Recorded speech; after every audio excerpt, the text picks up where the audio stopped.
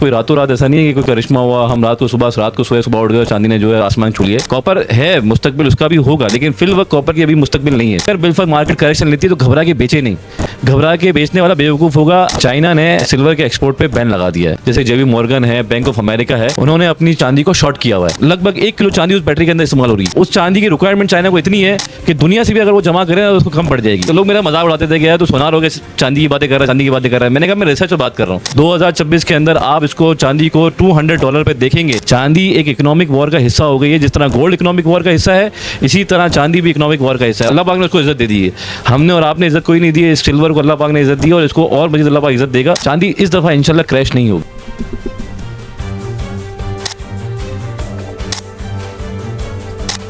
अस्सलाम वालेकुम, हक पाकिस्तान में खुशामदीद। मैं हूँ काशिफ रज़ा।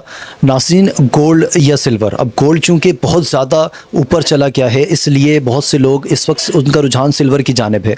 तो क्या सिल्वर क्रैश करेगा, मज़ीद ऊपर की तरफ जाएगा? सिल्वर में आप किस तरीके से इन्वेस्ट कर सकते हैं? अगर कुछ लोग जो सिल्वर में अपनी चांदी नहीं कर सके तो इसके अलावा कोई और ऑप्शन उनके पास है? हमारे साथ खुरम साहब मौजूद हैं, हम इनसे जानेंगे। सर, बहुत शुक्रिया आपका हमें वक्त देने के लिए। ये बताइएगा, आज जो सराफा मार्केट में सिल्वर का रेट क्या है? आज सिल्वर का रेट जो है वो 17,500 रुपये तोला है, केबी के पीस का, केजी के पीस का। और डिफरेंट ब्रांड के डिफरेंट रेट है। जैसे 999 की चांदी है रॉड की, उसके तकरीबन 16,200-300 रुपये के रेट हैं।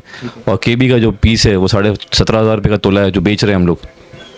अच्छा खुरम भाई, ये बताइएगा, चांदी के रेट अचानक रातों रात ऊपर आए, इसकी बड़ी वजह, असल में बुनियादी वजह आप क्या समझते हैं कि ये हुआ, इसकी वजह से चांदी जो है आसमानों को छू रही है इस वक्त? देखें, बहुत टाइम से चांदी एक सर्टन लेवल तक मखसूस थी। बहुत पिछले सालों के अंदर, पिछले 1 साल के अंदर चांदी कोई रातों रात ऐसा नहीं है कि कोई करिश्मा हुआ, हम रात को सोए सुबह उठ गए, चांदी ने जो है आसमान छू लिया। ये पूरा, इसके पीछे एक पूरी साइंस है। साइंस ये है कि आज से 1 साल पहले चांदी की रिक्वायरमेंट बढ़ गई। अब जैसे कि ईवी बैटरीज हैं, उनमें चांदी का इस्तेमाल बढ़ गया। सोलर सिस्टम है, उसमें चांदी का, और चिप एक सॉफ्टवेयर चिप होती है, उसमें इस्तेमाल हो रही है। तो बहुत सारी चीज़ें हैं जिसमें यूजेज हो रही है। और साथ साथ ऐसी बहुत सारे वॉर हेड चीज़ें हैं जो अमेरिका और चाइना अपने वॉर हेड चीज़ों के अंदर चांदी का इस्तेमाल कर रहे हैं। और एक सबसे बड़ी जो न्यूज़ थी चांदी के ऊपर जाने की वजह, उसकी वजह ये थी कि जनवरी से जो है 1 जनवरी से चाइना ने सिल्वर के एक्सपोर्ट पर बैन लगा दिया है कि वो अपने मुल्क से किसी को भी जिसके बाद लाइसेंस होगा और वो भी गवर्नमेंट के अप्रूवल से ही चांदी बाहर एक्सपोर्ट कर सकता है। जिसकी बुनियादी वजह ये लगती है, बुनियादी वजह यही लगती है। और बाहर के जो ममालिक हैं, जैसे जेबी मॉर्गन है, बैंक ऑफ अमेरिका है, उन्होंने अपनी चांदी को शॉर्ट किया हुआ है क्योंकि उनके पास फिजिकल चांदी है नहीं।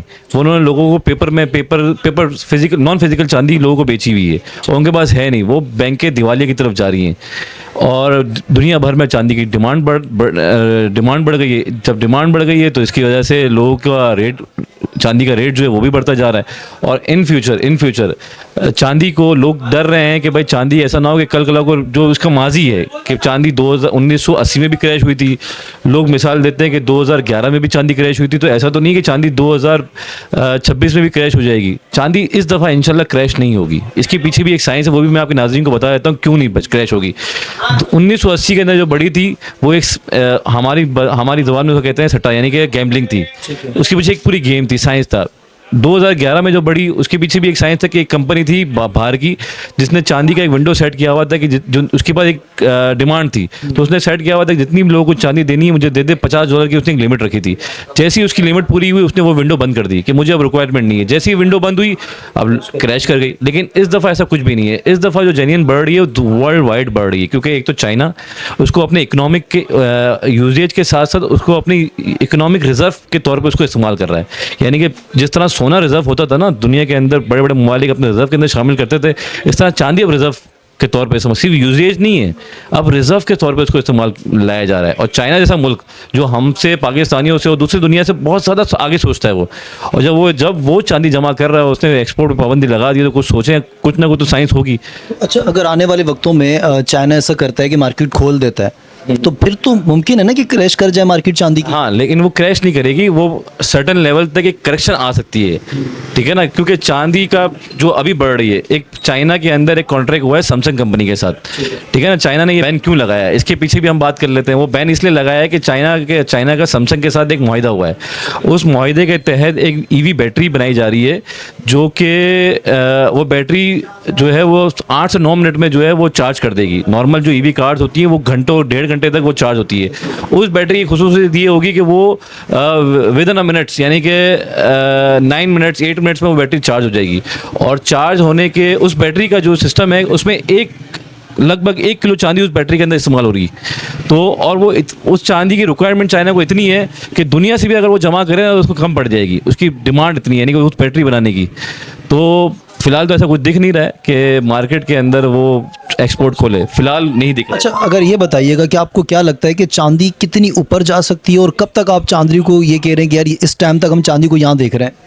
देखिए, मैं छोटा मोड़ बड़ी बात हो जाएगी या वो कहेंगे कि यार अपने मुंह में मिट्टू वाली बंदे वाली बात है, लेकिन आज से तकरीबन 1 साल पहले कुछ लोग ही थे चांदी की फील्ड में जो चांदी का काम कर रहे थे। तो मैंने बहुत से लोगों को, क्योंकि मेरे रिसर्च मैंने किया था, तो उस वक्त रिसर्च ये थी कि चांदी उस वक्त चल रही थी $30 पे। तो मैंने लोगों को कहा था कि चांदी खरीदें, इंशाल्लाह चांदी जो है वो डबल शाह हो जाएगी। डबल शाह का मतलब यानी कि 1 का डबल हो जाएगी। तो लोग मेरा मजाक उड़ाते थे कि यार तू सोनार हो गया, चांदी की बातें कर रहा है, चांदी की बातें कर रहा है। मैंने कहा मैं रिसर्च पर बात कर रहा हूँ, और अल्लाह ने साबित किया कि चांदी जो है $30 से $72 हुई। 72 से आज देखने 100 से ऊपर निकल गई, सेंचुरी मार चुकी है वो, और वो अब डबल सेंचुरी। आज मैं बात कर रहा हूँ कि वो डबल सेंचुरी इसी साल में मारेगी इंशाल्लाह। 2026 के अंदर आप इसको चांदी को $200 पे देखेंगे। लेकिन ऐसा नहीं है कि नॉन स्टॉप वन साइड चांदी ऊपर जाएगी, ये करेक्शन लेगी, जिगजैग जैसे हार्ट बीट होता है उस तरह जिगजैग करेगी, ऊपर नीचे होते हुए जाएगी। तो बेहतरीन ट्रेडर वो होगा जो डिप पे बाय करेगा, और डिप पे बाय करने के बाद वो होल्ड करके बैठ जाएगा। मैं कहता हूं कि आप अपना मुस्तकबिल नहीं बनाएंगे चांदी से आप अपने बच्चों का ही मुस्तकबिल बनाएंगे। और लोग डरते हैं कि नहीं सोना जो है वो सेफ हेवन है, वो कुछ भी ये सेफ है। नहीं, मैं कहता हूँ चांदी भी सेफ हेवन है। आज से 20 साल पहले जब मैं इस फील्ड में आया था तो सोने के दाम थे 8,000 रुपये तोला। आज सोने का दाम है 5.5 लाख रुपए तोला। तो 20 साल के सफ़र के अंदर सोना भी बढ़ा है, और चांदी आज अगर मिसाल के तौर पे आज से 1 साल पहले 3,000 रुपये का तोला थी, तो आज हम खड़े हुए हैं 17,500 रुपये तोला पे। और वो वक्त दूर नहीं है जब चांदी का भी 50,000 60,000 भी हम बहुत जल्द देखेंगे। तोले की बात कर रहा हूँ, लेकिन वो एक बात मैं आपकी व्यूवर जो है वो हंसेंगे कि यार 50-60,000 रुपये ये तो कुछ ज़्यादा ही लंबी फेंक रहा है। मैं फेंक नहीं रहा हूँ, मैं जेन्युइन बात कर रहा हूँ। लेकिन आपके होल्डिंग पर डिपेंड करता है कि आप कितना उसको होल्ड कर सकते हैं। जितना होल्ड करेंगे उतना ही ज़्यादा फल काटेंगे। अच्छा खुरम भाई, एक बेसिक सवाल आपसे कर लेते हैं। अक्सर लोग ऐसा होता है मार्केट जब क्लैश करती है तो पैनिक होकर अपना जो भी लिया होता है वो मार्केट में वापस डाल देते हैं। तो आप क्या हमारे नाज़रीन को बता सकते हैं कि बेहतरीन तरीका क्या है? कोई किसी जगह इन्वेस्ट आप करते हैं तो वहाँ से सरमायाकारी किस तरीके से हासिल कर सकते हैं? देखिए, 2 तरीके के काम होते हैं। एक तो होता है ट्रेडर, और एक होता है रख के भूल जाना। और जो रख के, मेरे हिसाब से आज की जो चांदी का दौर है ना, उसमें रख के भूलना सबसे बेस्ट, वही सबसे ज़्यादा कमाएगा। ट्रेडर इतना नहीं कमाएगा, क्योंकि जो भी लोग सेल कर रहे हैं ना उनके रेट रिटर्न नहीं आते हैं। वो जैसे तौर पे किसी ने 10,000 में बेची, रेट निकल गया, किसी ने 12,000 में बेची, वापसी रेट नहीं है, किसी ने 15,000 में बेची, रिटर्न नहीं है। यानी कि वो मार्केट वन साइड बढ़ी जा रही है। हाँ, करेक्शन एक्सपेक्टेड है, लेकिन जिन्होंने, अब आप ये भूल जाएंगे मार्केट में, अब मुझे नहीं लगता, पर्सनली मेरा ऑब्जर्वेशन है कि मुझे नहीं लगता कि मार्केट अब 10,000 या गालिबन 12,000 का तोला भी मुझे नहीं लगता कि वापसी रिटर्न देखे। हाँ, 15,000 14,000 ये रेट मुझे ऐसा लगता है, एक्सपेक्टेड लगता है कि ये रेट आ जाएगा। मैं आपके नाज़रीन को कहूँगा कि अगर बिलफर्ज मार्केट करेक्शन लेती है तो घबरा के बेचे नहीं।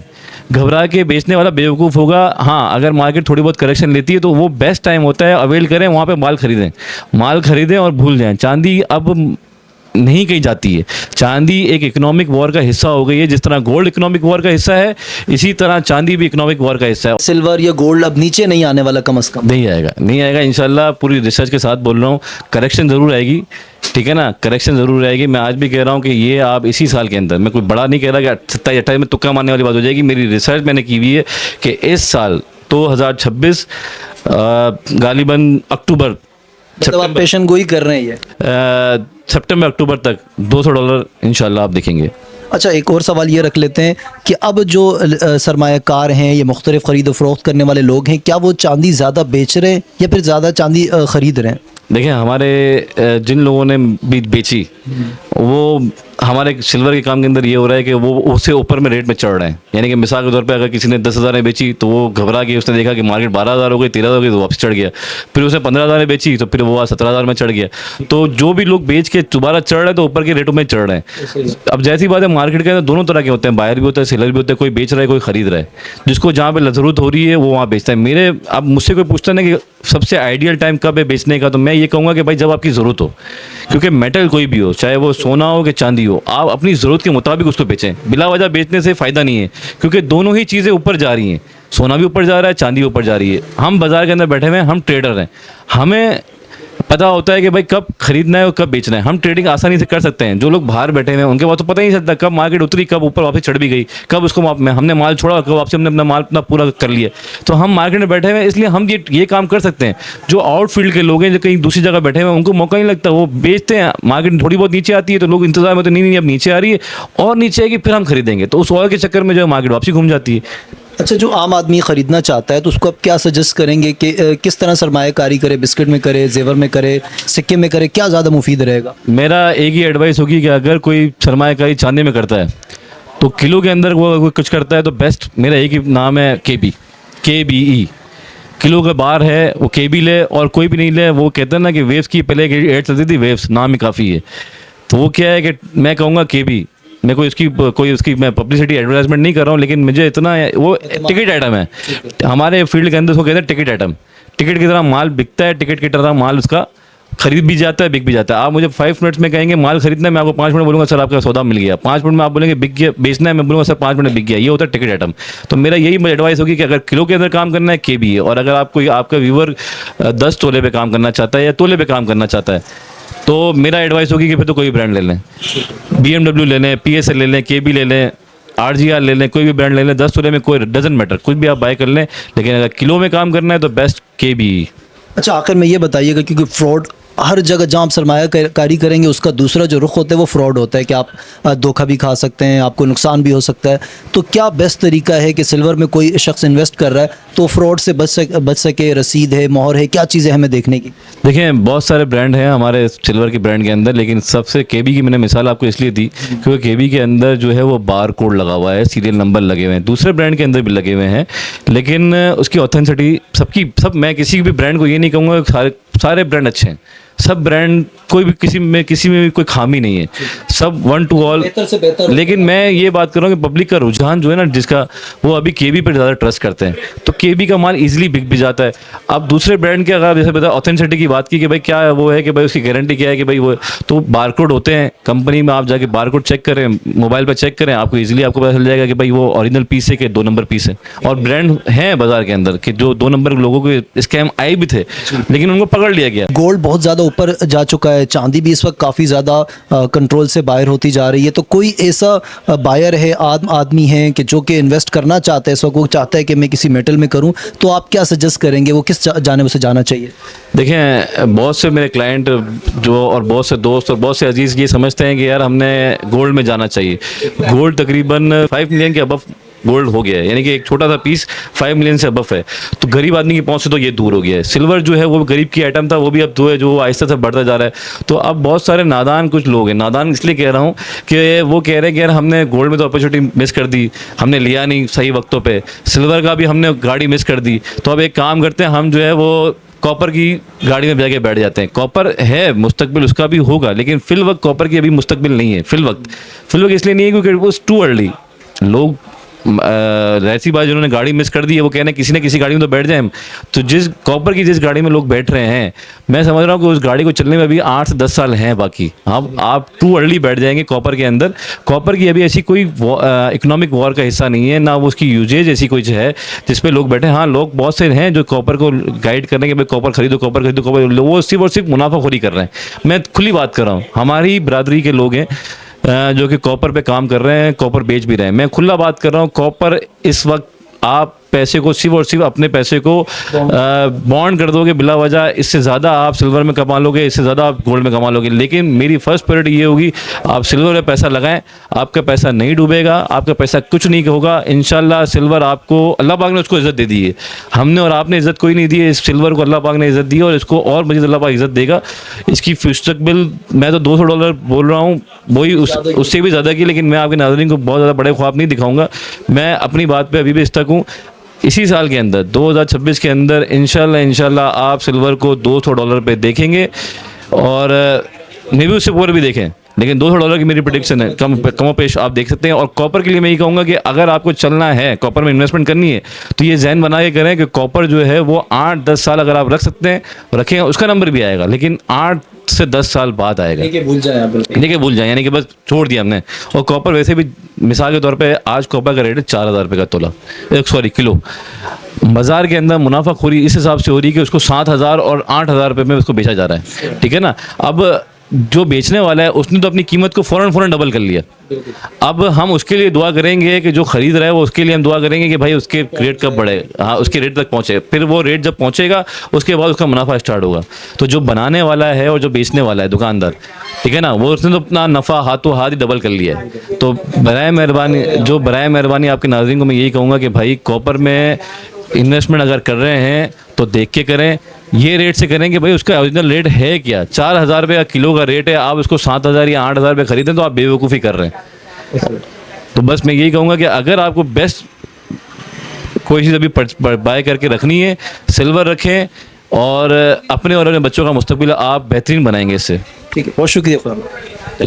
या आपने गुफ्तगू समात की, कमेंट सेक्शन में जाएं, अपनी राय से आगाह करें। मुझे इजाज़त दीजिए, फिर होगी आपसे मुलाकात। अल्लाह हाफिज़ एंड पाकिस्तान जिंदाबाद।